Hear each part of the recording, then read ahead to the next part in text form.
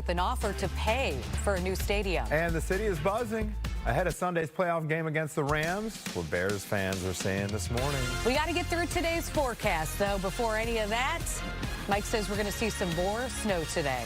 All right. We appreciate you kicking off your Friday with us, your Orange Friday.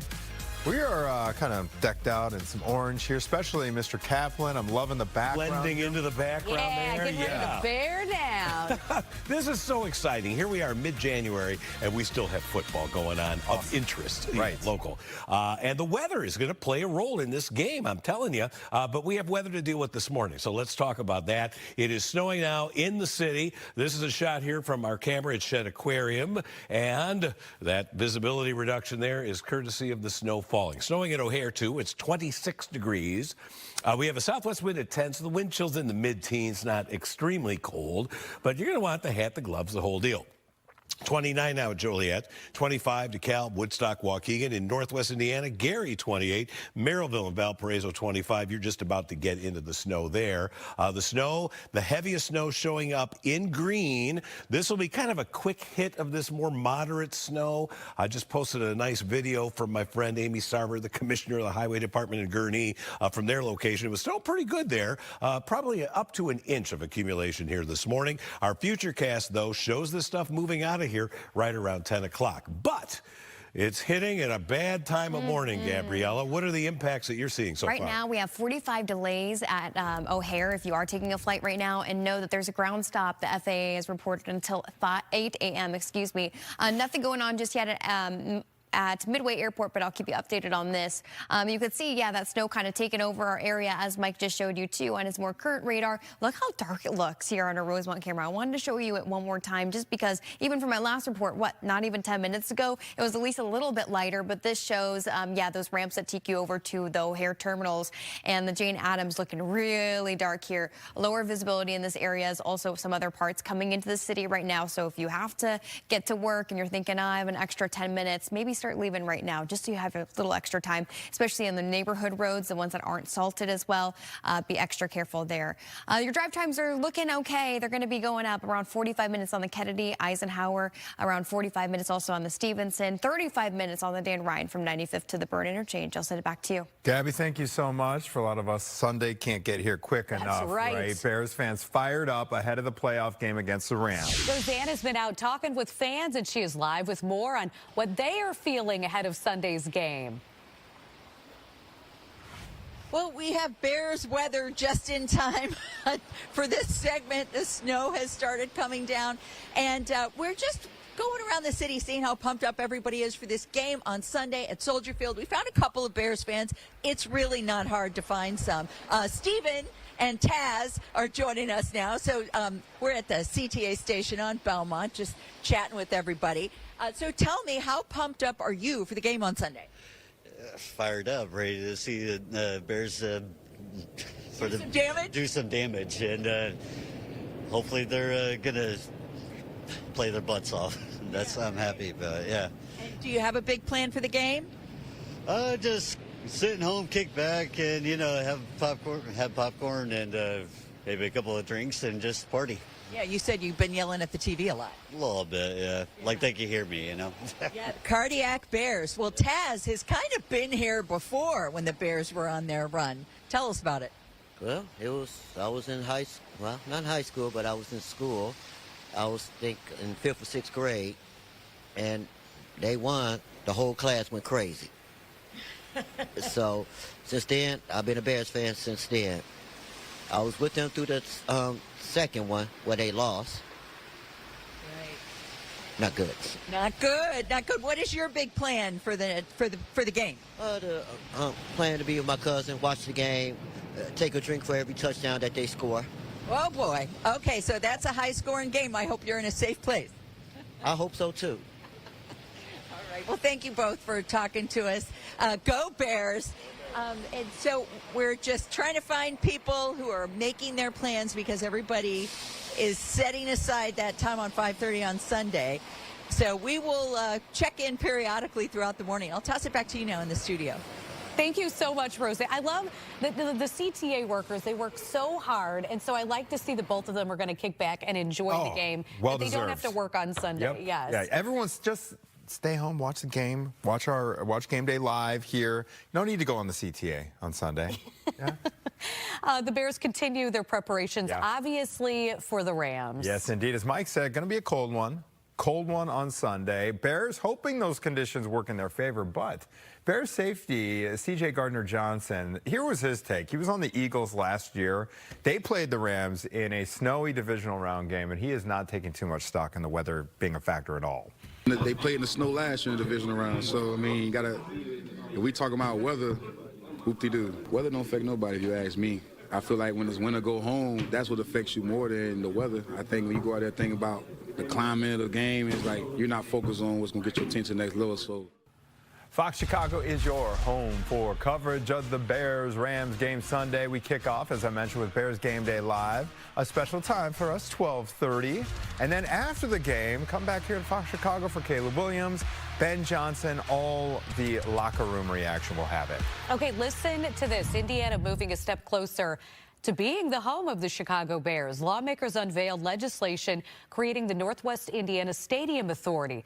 It would be a public body acting as the de facto owner of any new Bears stadium. It would have 3 members and have the authority to issue bonds to buy land and finance construction, a major difference from the proposal in Arlington Heights. In a statement, the Bears say the legislation is a significant step. The team says, in part, we appreciate the leadership and responsiveness of Governor Braun and Indiana lawmakers in advancing a framework that allows these conversations to move forward productively. President Trump is threatening to invoke the Insurrection Act as protests against ICE intensify in Minneapolis. Tear gas filled the air as protesters clashed with agents.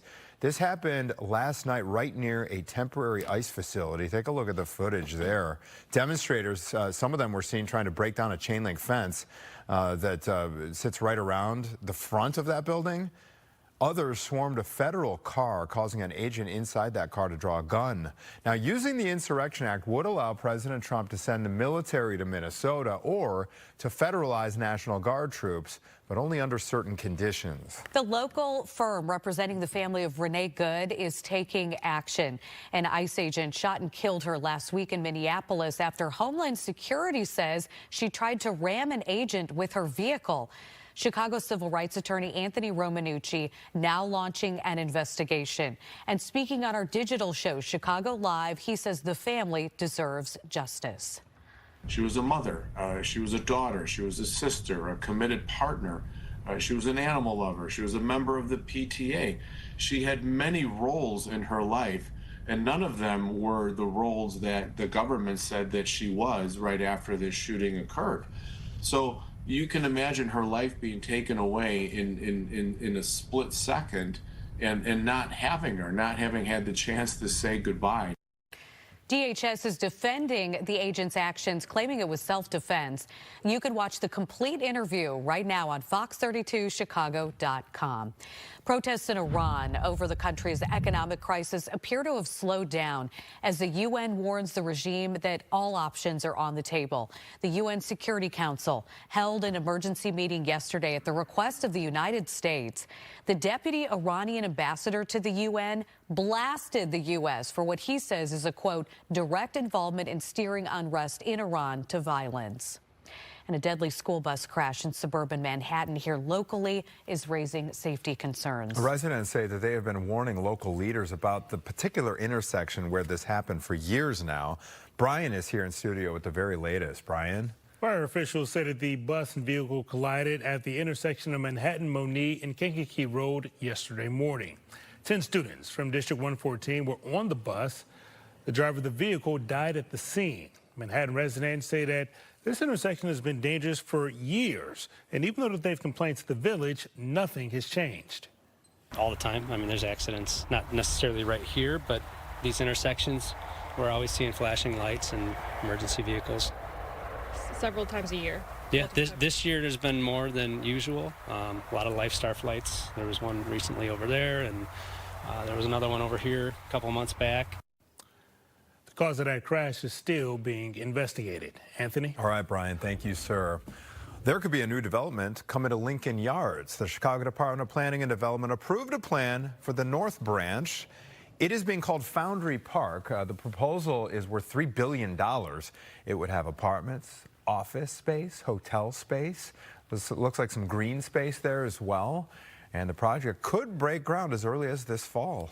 The sports buzz in Chicago is all about the Bears right now, but there will be plenty of Cubs fans downtown this weekend.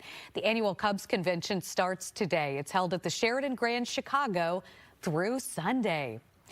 And as we celebrate the Cubs and the Bears, let's take a live look outside. And we're not seeing a lot of orange or blue, but we're seeing white out there, Mike. Yes, we are. We're starting to cover. Temperatures are below freezing, but they're coming up. And in fact, I think this afternoon we'll get the temperatures a couple of degrees above freezing, which will promote some melting and also make that salt very effective. But it's snowing now across almost all of Chicagoland. Northwest Indiana, you're just now getting in on this. But where you see the shades of green, I've got this set up so that indicates where the heaviest snow is falling. Right now, some of the heavy stuff is moving over the city. Let's zoom in here, and you can see over all of our major expressways, it is snowing.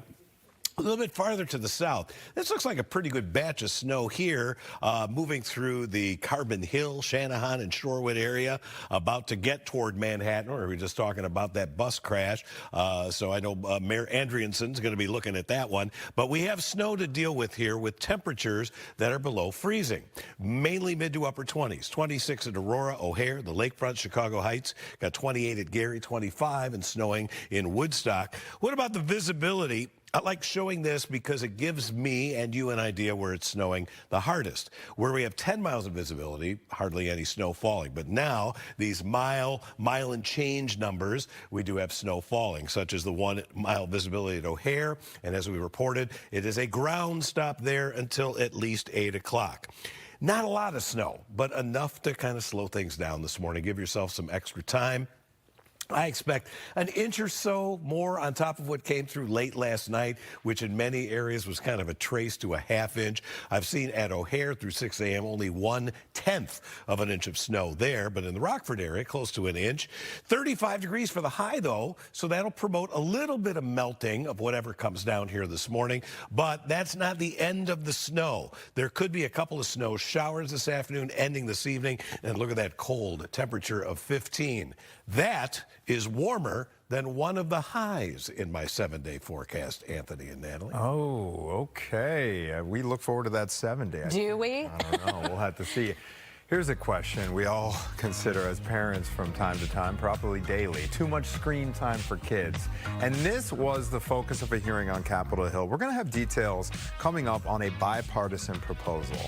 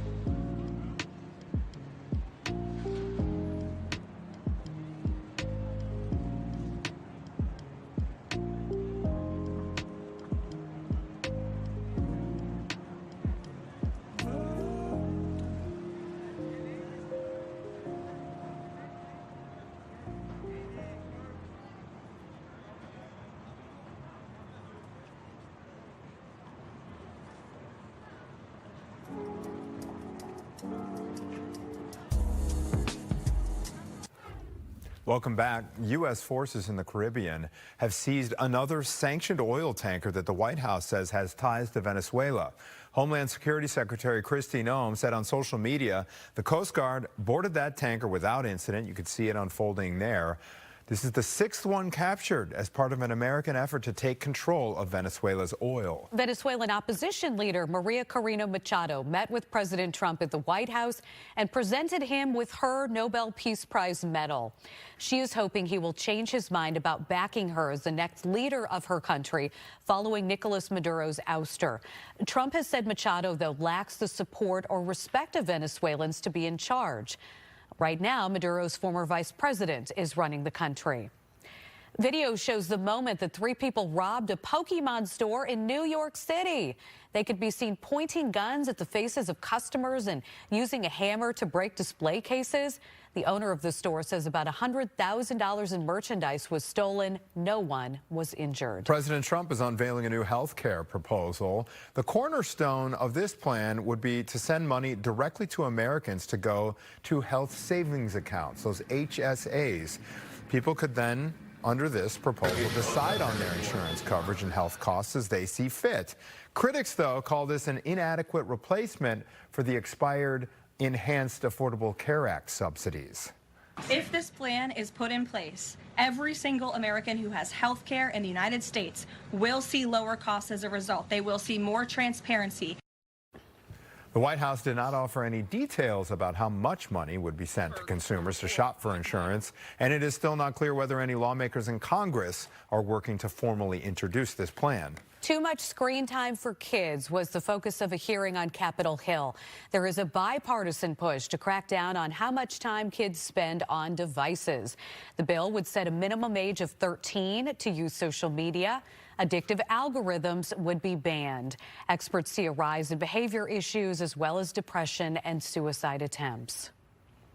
Apps are deliberately engineered to hook kids, to keep them clicking, scrolling, and coming back. More than half of the time that a teenager is awake, he or she is staring at a screen.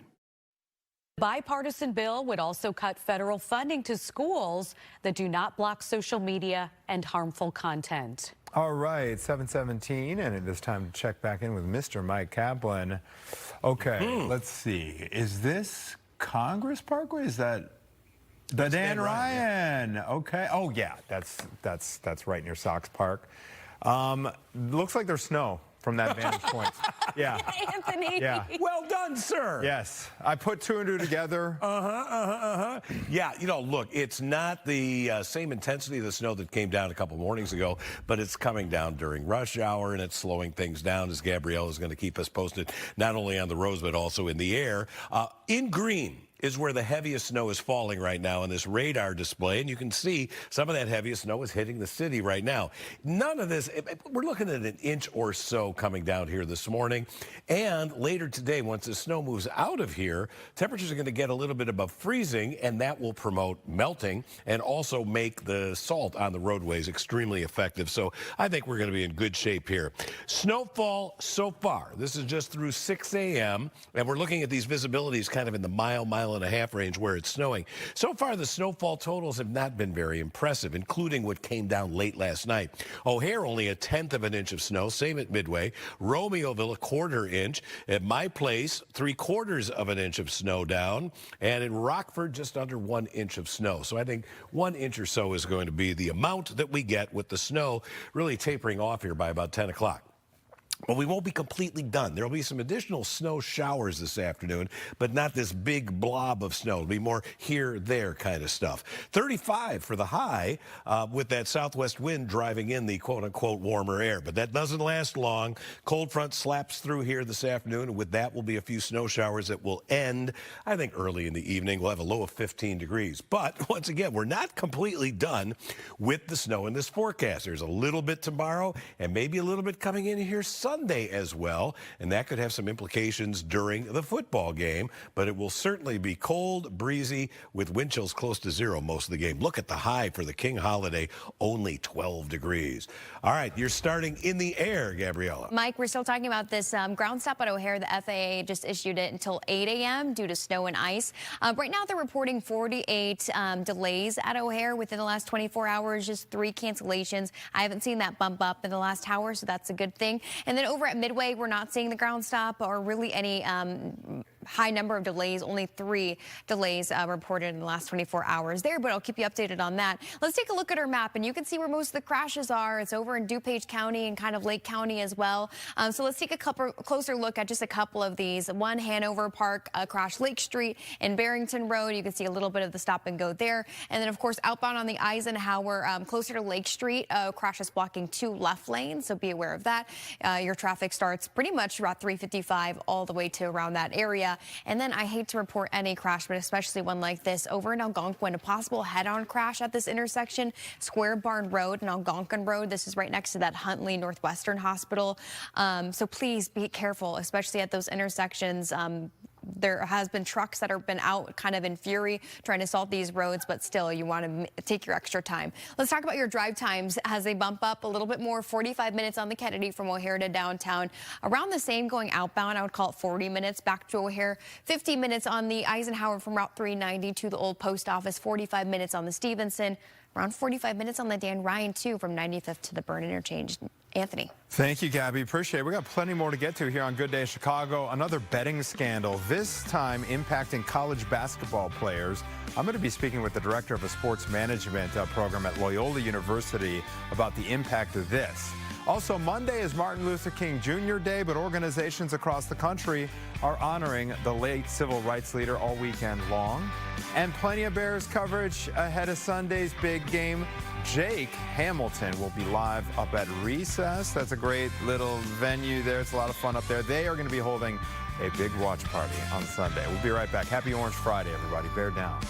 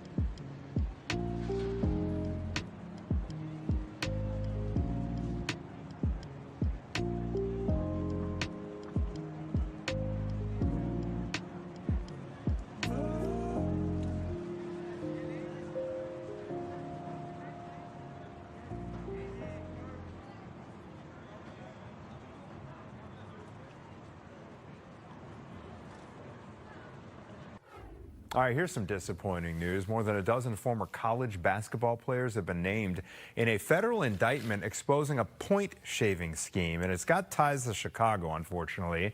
Joining me to talk about this is Noah Henderson. He is Director of Sports Management at the Quinlan School of Business at Loyola University here in Chicago. Noah, thanks for being here. Appreciate it, sir. Happy to be here. How, first of all, do some baseline info about how these point shaving schemes even work, and then we'll dive in. Yeah, absolutely. So a point shaving scheme is a broader concept of match fixing, and it's this large-scale conspiracy where multiple members of a team work together to rig the outcome of a game. So usually it will be to lose the game because that is most in your control, and they will work together to miss shots, throw the ball out of bounds, or do other things to ensure that they lose the game and lose by enough so that bettors can win by taking the other team. My co-anchor Natalie asked a good question earlier when we first reported this morning, and that is, how do they even get playing time if they're not doing well? Are there ways to that they try to kind of hide this or make it subtle?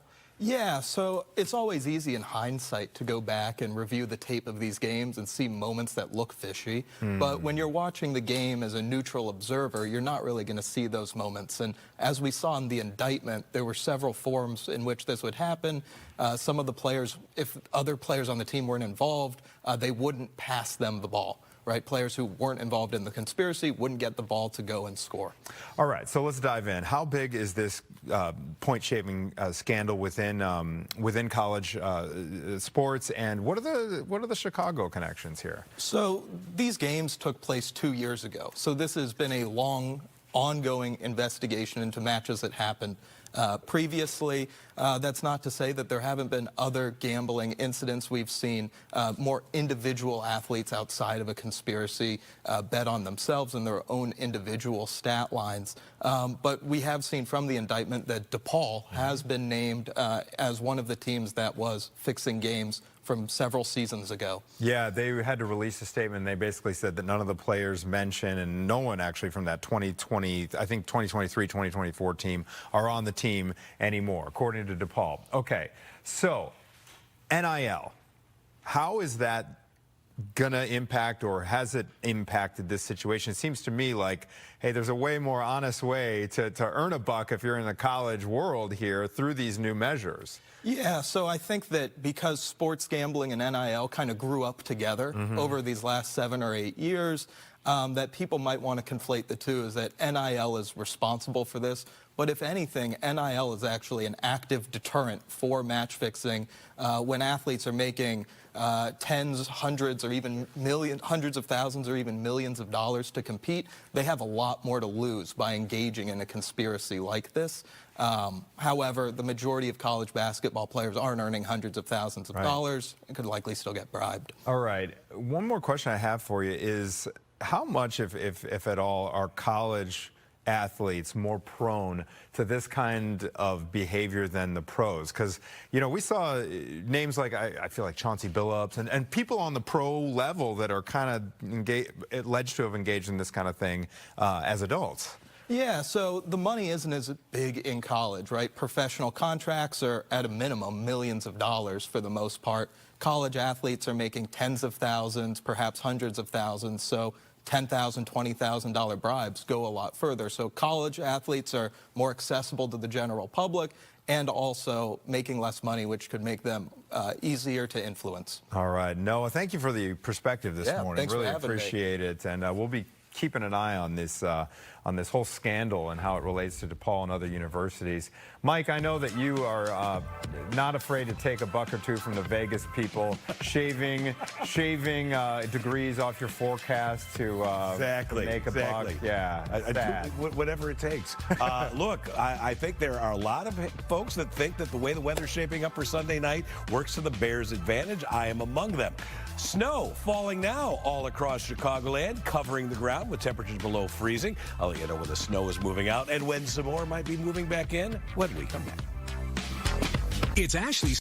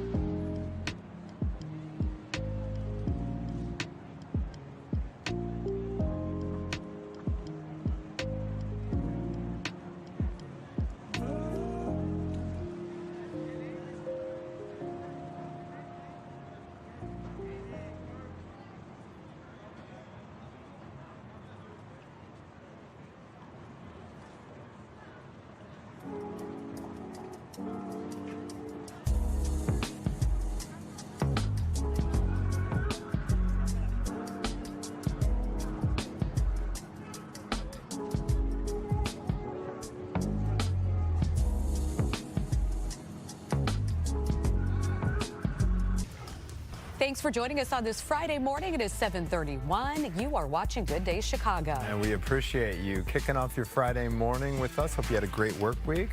The weekend is almost here, everybody. All right, people in Will County, they are demanding action after a deadly school bus crash in Manhattan on Thursday. Okay, 10 students were on the bus. The driver was killed. Manhattan residents tell us that they have been complaining about the dangers of the intersection for a long time, but nothing has changed. President Trump unveiling a new health care proposal. The plan would send money directly to Americans through health savings accounts. They can then decide on their insurance coverage based on their health care costs. The White House has now said how much money, though, people would receive in those accounts to help out. Indiana is taking another step toward luring the Chicago Bears across state lines here. Here's what happened on Thursday. Indiana lawmakers introduced a measure to create a Northwest Indiana Stadium Authority where members would oversee the construction of any new stadium. And Bears fans, obviously, fired up ahead of Sunday's playoff game against the Rams. Roseanne is live with all of the fan excitement and talking to everybody out there. They're all geared up, I'm sure, Roseanne. Yes, there's been such a buildup. I mean, number one, the incredible games that we've been seeing and the performance of the Bears, but also this last week, a lot of fan activities and excitement. We saw, the choir over at Union Station singing Bear Down. We saw just the, ice sculpture of Caleb, the run on the merchandise. You're starting to see all of the fun new merchandise out there, jerseys with Loveland on it and that kind of thing. And again, the conversation is all Bears. It's so easy to find the Bears fans. We talked to a couple of them just a few minutes ago. They're gonna get down, Bears down. You're looking forward to this. What's your plan? I'm gonna sit back and I'm gonna eat and I'm gonna enjoy the game. Get down, get down. Oh, hell yeah. Yeah. Gotta love the Bears. The way that they come from behind and never kind of give up, stick to it, and really power through to the end. And you gotta love taking it to the Packers, right? So you can just see the faces light up when you mention it, can't you? Everybody really pumped up for Sunday's game at 5:30. And, of course, we're getting our taste of that Bears weather this morning. I mean, they're not going to have snow, but they're going to have this cold. And let's see who does better in that. We're certainly rooting for our Bears. And, sorry, Rams, it's just going to be a little cold over there at Soldier Field. We'll be checking back in pretty soon. A little cold and a little snowy as well. I'm Brian Jackson with some of the other top stories we're following for you this morning, including 3 former DePaul basketball players are facing charges in a point shaving scheme. 39 athletes, including Jalen Terry, Deshaun Nelson, and Marcabar Etienne, are named in that indictment. Prosecutors claim that dozens of games were fixed over the last 2 seasons. Former Chicago Bulls player Antonio Blakeney is accused of recruiting the players who are apparently making between $10,000 to $30,000 per game to underperform. We're not talking the stars of the team here. The players that were targeted were more of the reserve players or rotation players who are making less money and more susceptible to bribes. They would then coordinate with their teams to underperform in the game, lose by more than Vegas and the odds makers anticipated them to lose by, and then ultimately make the fixers a lot of money when they were placing bets at casinos. A DePaul spokesperson calls these allegations deeply disappointing and confirms that no current student athletes were members of that 2023-2024 team. They go on to say, quote, "The university has a long-standing commitment to educating our athletics community about the dangers and consequences of sports gambling." Well, President Trump is threatening to invoke the Insurrection Act to stop the ongoing protests in Minneapolis. The Insurrection Act can be used to enforce the law or suppress rebellion against the U.S. government. If the president invokes the law, he will be able to send in the military or federalized National Guard troops, even against Minnesota's wishes. White House Press Secretary Caroline Leavitt says ICE agents are just trying to do their jobs. Minnesota leaders, though, claim that ICE is igniting fear across communities. The local firm representing the family of Renee Good is taking action. An ICE agent shot and killed her last week in Minneapolis. Chicago civil rights attorney Anthony Romanucci is now launching an investigation. Speaking on our digital show Chicago Live, he says the family deserves justice. She was a mother, she was a daughter, she was a sister, a committed partner, she was an animal lover, she was a member of the PTA. She had many roles in her life, and none of them were the roles that the government said that she was right after this shooting occurred. So you can imagine her life being taken away in a split second, and not having her, not having had the chance to say goodbye. DHS is defending the agent's actions, claiming it was self-defense because Good was allegedly targeting an agent with her vehicle. You can watch that complete interview right now on Fox32Chicago.com. All right, time now 7:37. Live look at the bean full of snow out there, Mike. Only a few brave souls out there navigating the snow-covered plaza.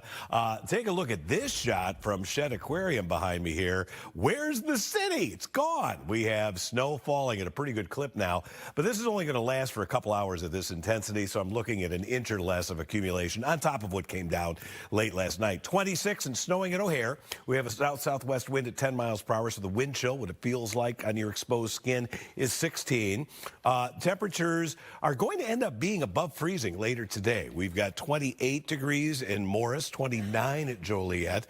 Snowing at Woodstock and Waukegan, where it's 25. 28 at Gary and Valparaiso, it is 25 degrees. You're just starting to get into some of the snow.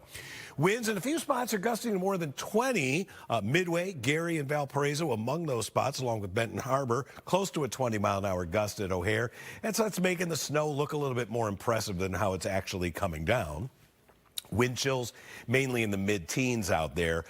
It will not be as cold today as what we've got wind chill-wise coming in here, especially Sunday night into Monday. In green is where the heaviest snow is falling, and we still have a few more hours to get through. In general, I think the snow area is going to be shrinking and getting a little bit weaker here in the next couple of hours. Our model sweeps this thing out of here by 10 o'clock. That may be a little bit too aggressive, but I think the heaviest snow for sure will be over by then. But we're not done with snow today. There will be some spotty snow showers. Notice instead of one great big chunk, here we have spotty stuff. Those are snow showers that'll go into the afternoon and evening hours before winding down. Tomorrow, can't rule out a little bit of light snow, but I'm not expecting any really additional accumulations. Sunday, though, has become a little bit more interesting in terms of snowfall potential. And you can see our Futurecast bringing in some of that snowfall here during the afternoon and maybe into the evening when football's going on. All right, a couple of pictures that are very lovely. Take a look at Rio enjoying the snow here. This is a shot from Sonia Brockie. That's a good-looking dog there, and it looks like maybe you got about an inch of snow there, Sonia. Give Rio an extra biscuit for his appearance here on our show. And our second photo, this one came to me via Facebook. This is from Bruce Gardner, and a lot of you saw this yesterday or something similar to it. This is called a fall streak hole, or also known as a hole punch cloud. And without getting into too many specifics, this is created when an airplane flies through that layer of high cirrostratus cloud cover, and it creates that effect. And it's almost like punching a hole in the clouds. I encourage you to Google that if you want to learn more about a fall streak hole or the hole punch cloud. Thank you for that picture there, Bruce. And we will be back with more on this snowy but orange Friday right after this.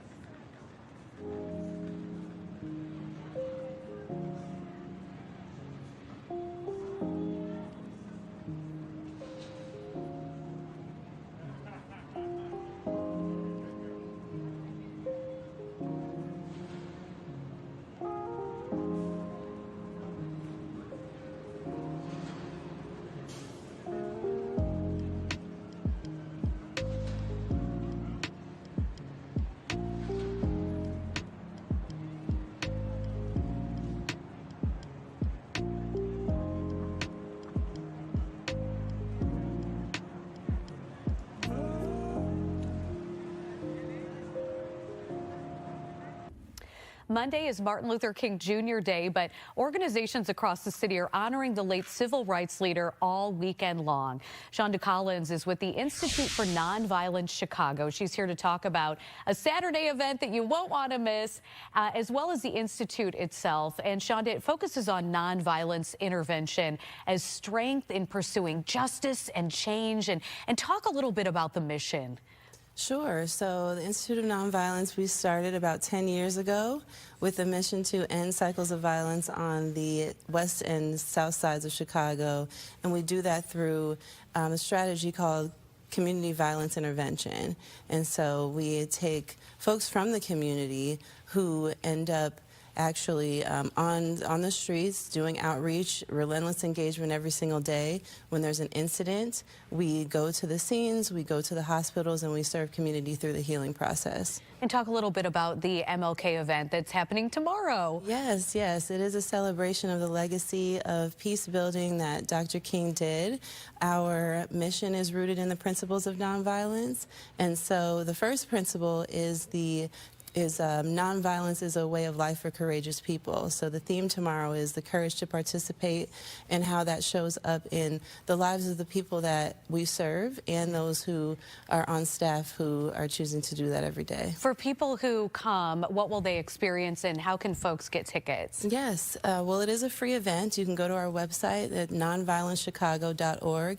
It's selling out quickly, though, in terms of capacity, so act fast. What you'll expect is ways that you can have the courage to participate. We have different tools that you can use. You'll hear conversations about how people have done that in the media, in research, in other fields, and of course in our field in CVI, Community Violence Intervention. And we'll also be showing a short film that we're premiering for the first time tomorrow. Awesome. You know, violence intervention, such a unique tactic, and it obviously has worked very well here in Chicago. What are these interventionalists saying when they're out on the streets? What kind of questions are they asking, and how are they getting to the root cause of violence and solving that problem? That's a great question. I think it's important that a lot of our staff, especially our outreach specialists, our victim advocates, they're from the community. So a lot of them are ecosystem experts in that way around the neighborhood, and they know the resources, they know the needs, and they have a long-standing relationship with the community. So they're able to speak to the dynamics. They're able to understand why the groups operate like they do. And is it resources? Is that at the core of this, connecting people? Is it? Okay, and talk about those resources. Yes, so a couple that we host in-house are workforce development, and we have great partnerships in that regard. We work with the CARA Collective recently on that, and then we also have our behavioral health and wellness support, which is huge because clinical care and therapy has been such a stigma in the urban communities. So the fact that we've been able to build up that credibility and trust for people to accept that as a way of healing has been great. And finally, if people cannot attend the event tomorrow, but they want to help out the organization, what can they do? Absolutely. Again, go to our website, Nonviolence Chicago. You'll see a lot of information there. You can also email us at info@nonviolencechicago.org, and we'll get you connected. All right. Thanks so much. Best of luck at your event tomorrow. Absolutely. Thank you for everything you do. Bear down. Absolutely. All right. A girl who's speaking to my own heart here. Let's turn it over to Mike Kaplan.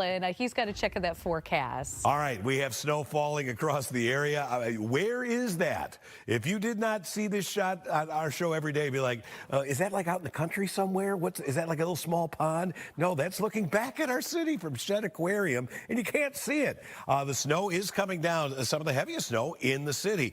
Now, the visibility actually just went up a half mile at O'Hare, but it's dropped to a half mile at Midway. In a little bit, Gabrielle is going to tell us about some issues there at the airports because of the reduction in visibility. But it's snowing pretty much area-wide. We have another few hours to get through of this system snow, and then the afternoon hours will have some spotty snow showers around. Here you see the big chunk of snow coming through the area. The dark blue areas where it's snowing a little bit more heavily. Another couple hours of that, and it will be out of here, and what we'll be left with is just some light snow or flurries. But during the afternoon, take a look here. Behind that cold front, we have some spotty snow showers. Instead of the great big field field of blue, it is more spotty snow. So those are the snow showers, which could briefly reduce visibilities here this afternoon. But temperatures are going to get above freezing. Going to be very effective salt on the roadways. During the day tomorrow, not much. Maybe a flurry or a little light snow shower from time to time. But I'm more interested in this feature, which did not look all that impressive yesterday. Now computer models, including our own Futurecast, say, hey, woo, this could be another inch or so of snow coming in here on Sunday, and it might even coat the ground at Soldier Field. We shall see. Forecast for snowfall in general here through today, look at maybe an inch or so on top of what came down late last night. Then in the aggregate, getting us all the way here to Sunday afternoon, you see the numbers creeping up a little bit, and maybe we end up with a couple inches of snow on the ground by the time the Bears are playing. Cold weather, Saturday, Sunday, Monday. Ooh, boy, that's cold for the King holiday. 20 on Tuesday, getting out of the deep freeze Wednesday and Thursday. All right, the aforementioned visibility at the airports, Gabby. What's the latest on that ground stop? Mike, so FAA reported that ground stop until at O'Hare International Airport until 8 a.m. They haven't extended it just yet, but if you're looking to get out of town to start kind of a long weekend, well, you're going to have some delays. Right now, 66 reported at O'Hare. That's like 20 plus when I first reported this about an hour ago. And then over at Midway, we're only seeing 3 delays, and they have no ground stop going on there just yet. I'll keep you updated if this is extended or if we see anything pop up over at Midway. Our yucky Dan Ryan camera here near 35th. It is a crawl, I'm telling you, on all of our expressways. About 50 minutes right now from 95th to the Burn interchange on the Dan Ryan Expressway. Well over an hour on our other ones on Stevenson, Eisenhower, and on the Kennedy right now. If you're going to the airport, it's around 50 minutes as well. Let's talk about some crashes over in DuPage County again. All of them popping up. Really, that's our main area where we're seeing them, especially off the expressway. But one on the tollway here, I-88 going eastbound. I think it was at Myers Toll Plaza and blocking at least a left lane there. It looks like my guy just went away. And then over off the expressway, westbound Roosevelt Road at Prince Crossing Road. This is like in the Winfield area.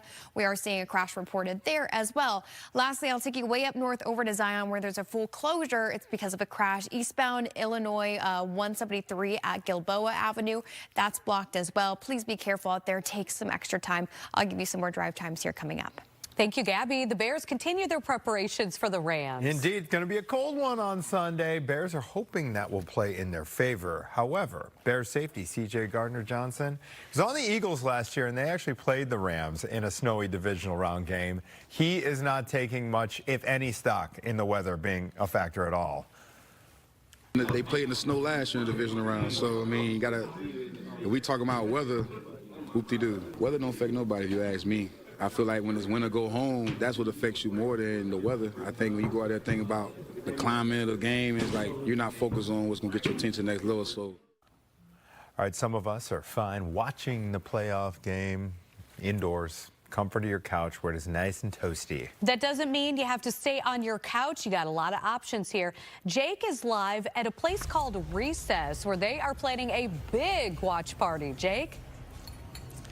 That's right, guys. If you don't have a ticket to the game on Sunday, if you're not watching at Soldier Field, you want to find another place to root on the Bears. And what if I told you we found the best place? We are live in the West Loop. It's called Recess, where, let me tell you, they got a party going year-round, but specifically this Sunday, they're having a lot going on. 16 televisions in this room alone. But you know, if you're going somewhere to watch the Bears game, it's a lot more than just watching the game. It's the food, it's the drink, it's the vibe, and Recess definitely has the vibe. We're here with my man Jesse Filkins, the beverage director, maybe the director in charge of the vibe. Jesse, good to see you, man. Good to see you. Welcome in. Thank you very much, man. I've been out here a lot. I've had a great time. You can tell based on this setup already. My God, man, it's not even 8 o'clock, but you guys are ready to go. For someone who's never been out to Recess before, how do you describe it to people? Well, it's an adult playground. We're here to have fun. We don't take ourselves too seriously, but we take our food and drink seriously. I love that. Now, let me tell you something. Obviously, you guys year-round are having a great time out here, but I'd imagine this Sunday, you got to take it a little bit more seriously. You know, people are going to be showing up. What do you guys have going on specifically for the game this Sunday? Well, we step up for Sundays, right? Bear Sundays, Bear Down. We have amazing food. We have some great specials. We have some beer towers, some buckets. We have a lot of games for stuff to play in between the commercial breaks. And then we have some great drinks for you as well. Jesse, I got to ask you, this bucket of high noons here, this tower of what I'm going to just assume is apple juice, are these to share or are these singular? If you could do it singularly, more power to you. I love the willpower. But these are to share. We know that game days are for groups, friends, and we want to give you deals on stuff that the entire table can share. And let me tell you, man, I've had the food. It is absolutely fantastic. 16 televisions in this room alone. I know, obviously, during the summer, you guys have a great outdoor section, which, you know, it's snowing out there right now, so that's not going to be an option for you. And I know when it comes to reservations, the reservations are filling up, but you guys are very much welcome to walk-ins for people that are looking for that last-minute spot. But if, you know, you're looking around and you're going, that place is going to fill up. You guys have a pretty cool answer to that. Yeah. What is your answer to, we don't have enough room here? You know what? Let me show you. We're going? We're walking? Yeah, All we right. have a little bit of a cheat code here.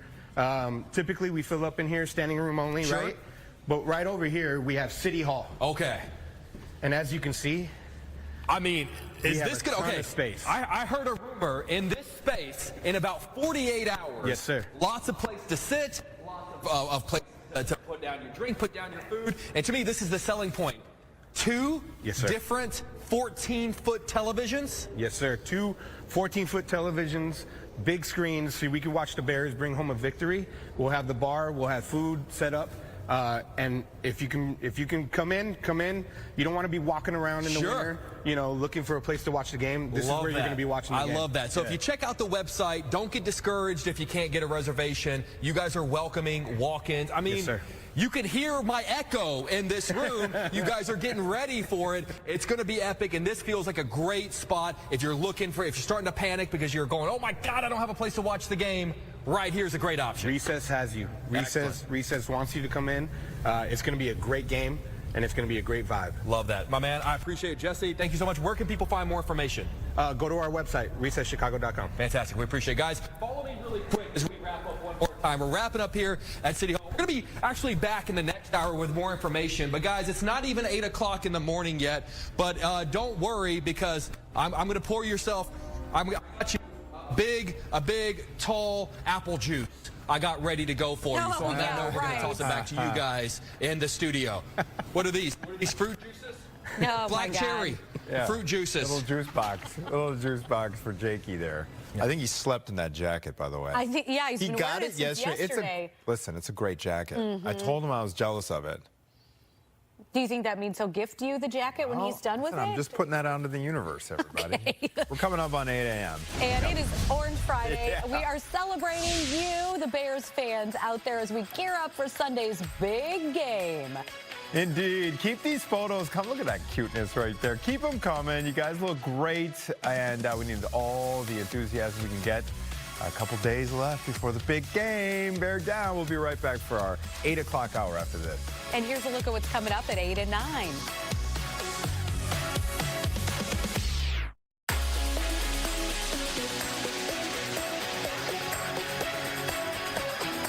Hi, Mom.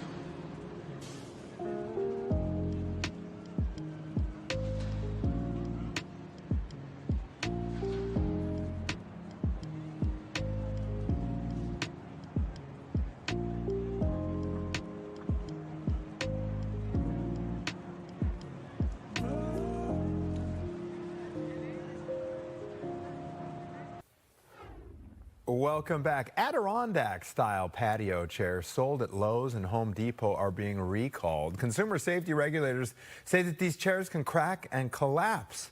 The chairs were sold in several different colors between August 2025 through October. So anyone who has one of these Adirondacks from Lowe's or Home Depot should stop using it, return it to the store for a full refund. And Natalie, to answer your question, the reason they're called Adirondack chairs is because Thomas Lee, a New Yorker seeking comfortable outdoor seating, he designed the first prototypes in those mountains. Can you also find out why they're so expensive every time you buy the wood ones? They are very expensive, but Yes. worth it because you can perfectly put that drink on the armrest. Okay, there you have it. Tesla CEO Elon Musk says the EV maker will stop selling its full self-driving software for a flat rate. Instead, it's going to only be available as a monthly subscription after February 14th. Tesla's full self-driving software starts at $99 a month.